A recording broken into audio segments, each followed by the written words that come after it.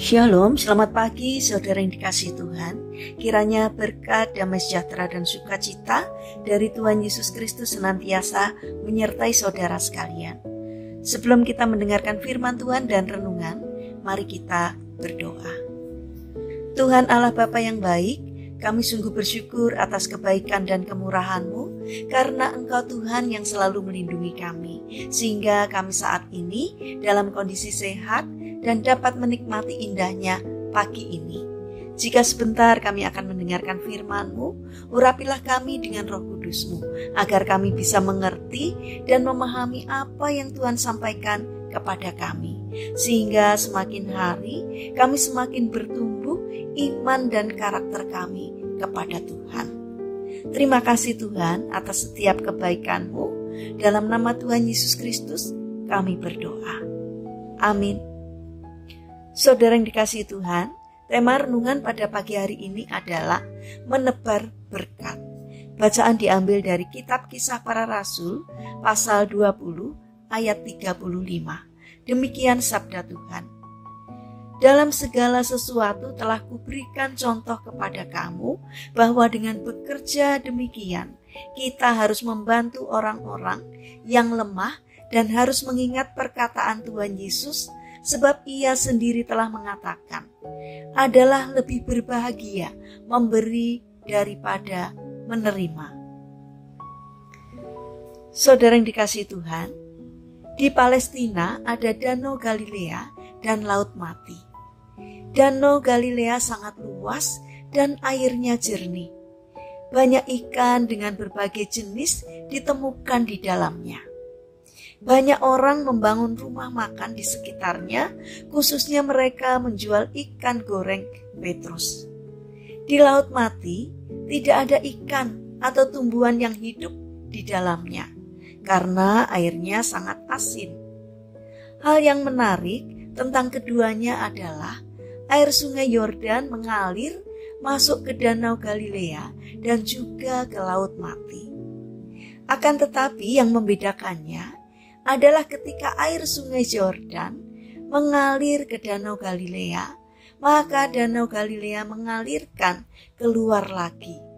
Sedangkan ketika air sungai Yordan mengalir ke Laut Mati, maka Laut Mati tidak mengalirkan keluar, tetapi ditampung di dalamnya.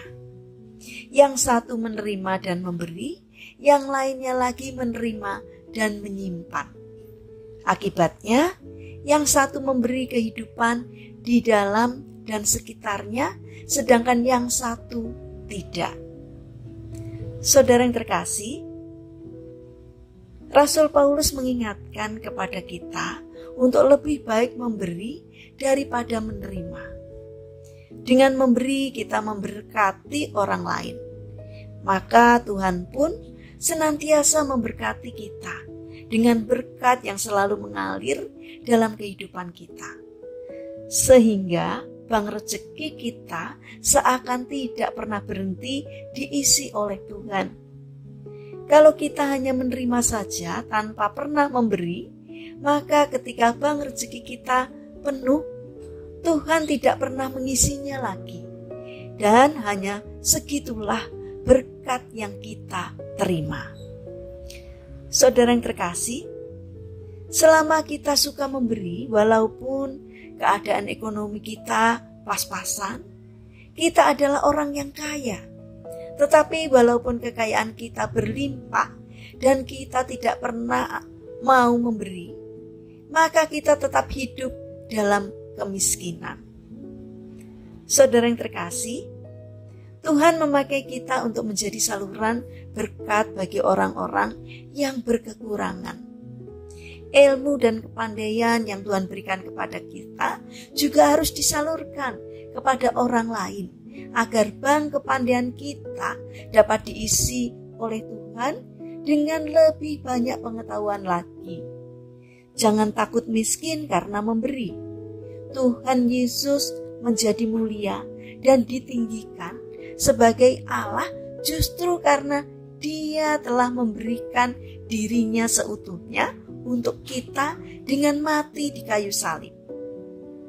Saudara yang terkasih, mari kita menebar berkat bagi banyak orang, sehingga kehidupan kita dapat semakin berarti.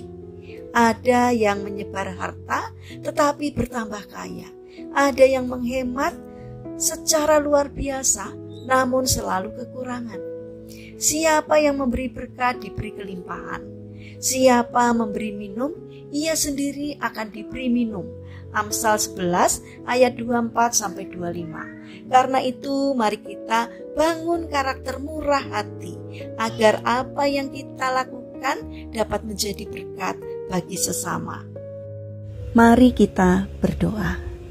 Tuhan Yesus yang baik, ubahlah hidup kami dengan kasih-Mu di tengah-tengah dunia yang sudah banyak kehilangan kasih dan pengharapan, agar melalui saluran kasih-Mu pada kami pun mampu menyelamatkan jiwa-jiwa yang terhilang dari kasih karunia-Mu dengan kasih yang Kau curahkan pada kami. Bapa yang baik, saat ini kami berdoa untuk saudara-saudara kami yang mengalami sakit. Kami mohon belas kasih dan kemurahan-Mu.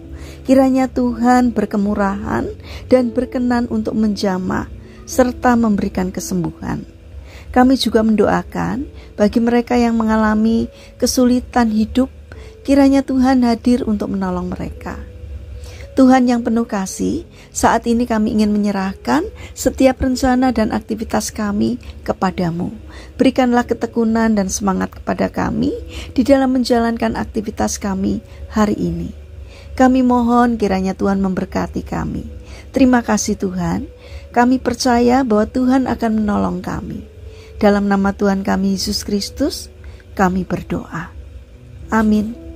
Puji Tuhan, saudara yang terkasih, kiranya firman Tuhan dan renungan hari ini dapat menjadi berkat bagi kita semua. Haleluya.